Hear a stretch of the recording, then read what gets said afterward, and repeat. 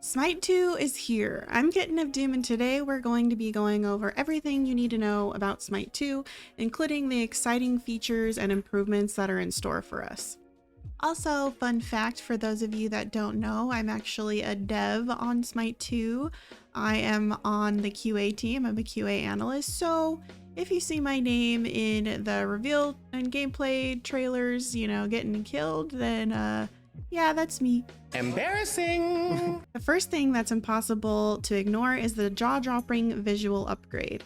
SMITE 2 has made the leap to Unreal Engine 5, and the results are nothing short of spectacular. The gods, environment, and effects look more lifelike and immersive than ever before.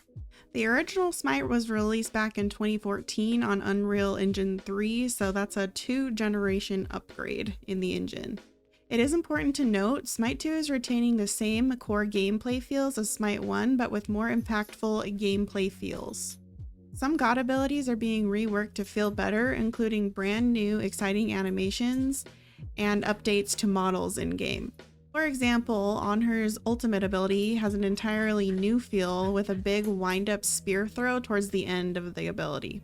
Andymir's Ice Wall can now knock up enemies and even launch himself from it.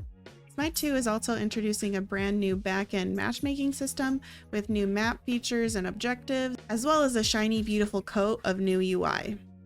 5 new gods will also be in SMITE 2, the first of which has been announced as Hecate. She's available to play in the spring alpha tests this year.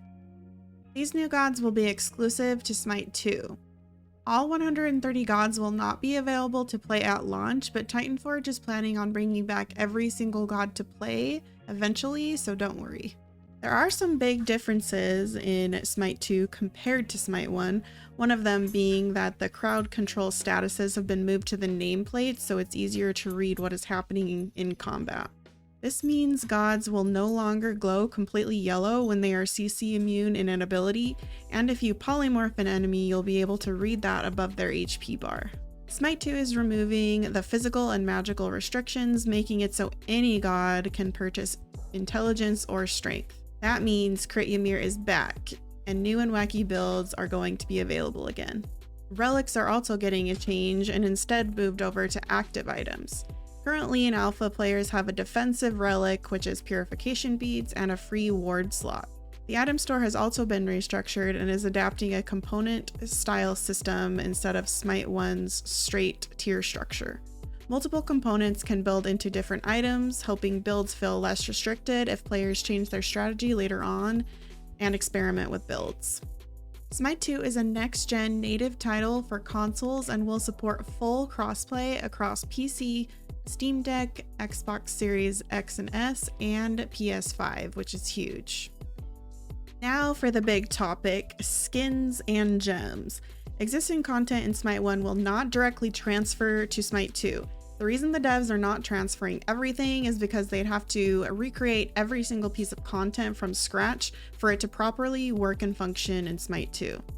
An important thing to note is that it takes the devs 2 months of work to implement a SMITE 1 skin to SMITE 2, without making any improvements to the skin's model, effects, and animations. There is, however, a system in place for rewarding original SMITE 1 players, which is Legacy Gems and the Divine Legacy event. Each player will receive Legacy Gems in SMITE 2 equal to every single gem they've ever spent in SMITE 1.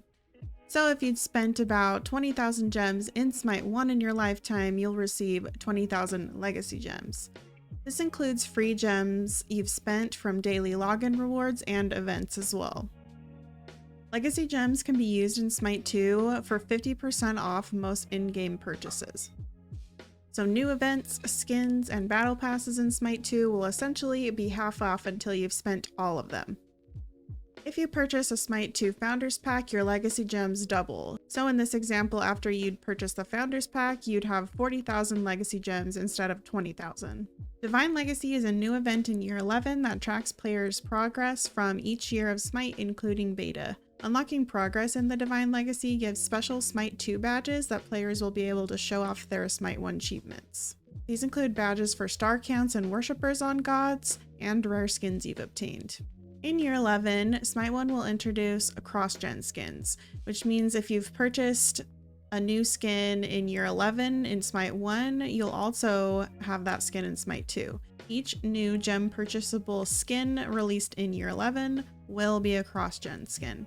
If the god hasn't been released in SMITE 2 yet, the skin will still be available once the god is fully released. You'll also still obtain legacy gems in year 11 when you spend gems on cross-gen skins and other SMITE 1 content. Don't worry though, gamers, SMITE 1 is still in full swing and all of your SMITE 1 content will remain live and available to play. There are still going to be patches for year 11 so you can enjoy all of your regular gameplay while SMITE 2 gets closer to launch. If you want to read up on further details like how to play in the alpha, you can visit smite2.com to sign up for that. And there's another smite2.com/FAQ section that has even more details that I'll link in this video.